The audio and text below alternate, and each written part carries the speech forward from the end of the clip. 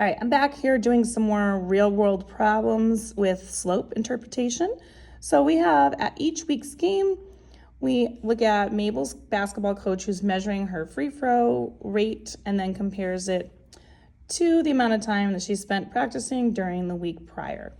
The following graph models a relationship between the number of free throws that Mabel misses, which is the y-axis, and the number of hours that she spent practicing, which is the x-axis. We're looking for the correct interpretation of the slope. So before I even start looking at this, I'm going to go straight to this graph and find 2 points. So we're going to start off with where she started with. This is a terrible graph, by the way. I apologize on that. This is 20. These are going up by ones. So this is 22 right here. So I'm going to just label that. This is 0, 22. That's the point. That is the y-intercept. And if I look at this, I'm going to go straight down just because this graph is so terrible. We're going to go down here to the x-intercept, which is 11. And so it's x is 11, comma 0. That's your x-intercept. So if I'm looking at what's happening here, we are starting at 22 and we are going down here by 22 to get to 0. This is a decrease, so negative.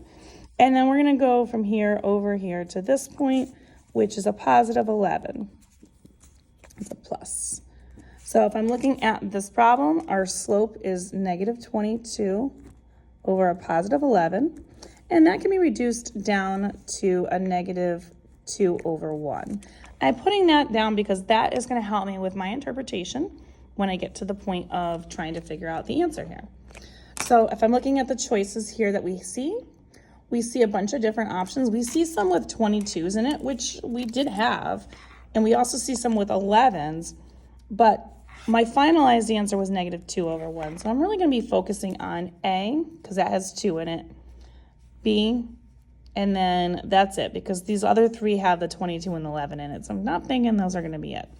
So again, we're going down 2. So that means that we're going down 2. So it looks like she did 2 free throws missed. So she went down by 2 every hour she increased in her practicing time. So when Mabel practices for 2 hours, she doesn't miss any free throws. Okay, well that's not true because she did miss some. And then this one says she misses 2 fewer free throws from each additional hour of practice.